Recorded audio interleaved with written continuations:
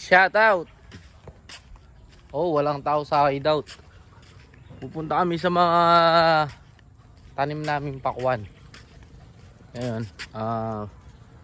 Dito kami sa likod. Oh. So kami nagba-vlog. Wala kasi si Dagol ngayon, hindi kami, baka bukas na kami makakapag-vlog. Oh, ito yung happenings dito niyan sa likod. So yung mga tanim namin pakwan dito. Ayun yung lugar namin dito. O dito kami nagko-content, lahat action scene.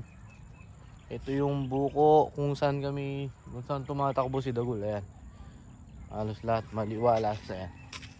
So ipapakita ko sa inyo yung lugar namin na pinagko-content.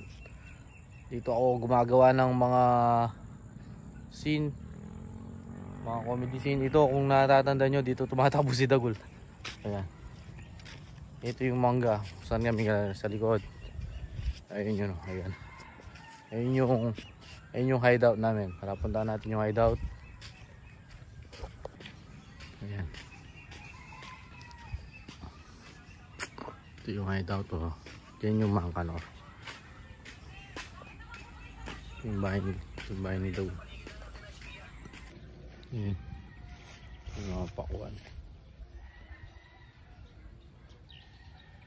Piligan ko saan eh.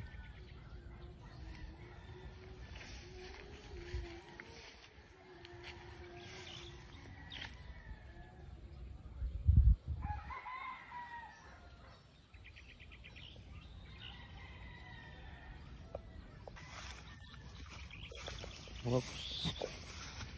Oh, ito may bunga na.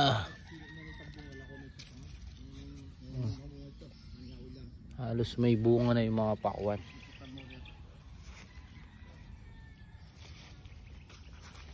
Yung makapal lang.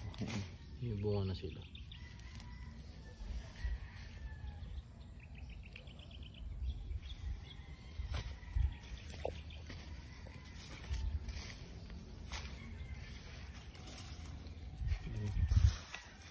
Mga jumbo. So ano yun, 42 days. So, ayan, may bunga na. Ayan na.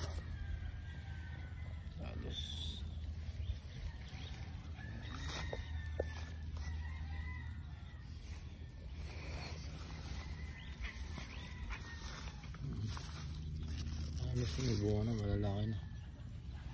Ayan o. Ito guys o. May bunga na. Pagkeso kabala, maragula bunga.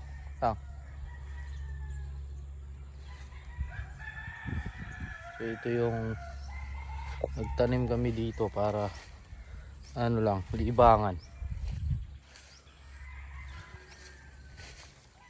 Sige. Siya ko biya man talala ko ilatang oh. Di man oh. Ay, ela dago di man wala sustansya. Ay, kukublang mga yan ah. Una niya sustansya kasi pag may ano, sirang pakwan, kinukuha niya yung sustansya ng ano, kasi hindi man lalaki. Halos makapal na. Mandidilig sana ako ngayon eh. Halos may bunga na lahat ng pakwan dito.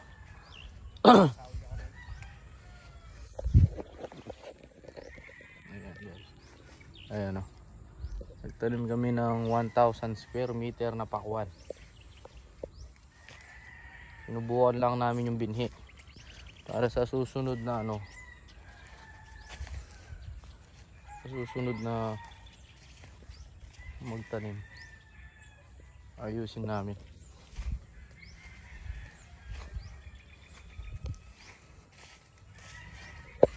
Mainit pa. So may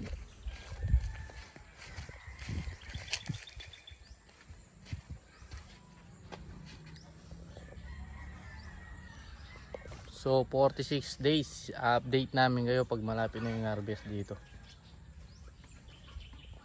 Mamaya mandidilig tayo.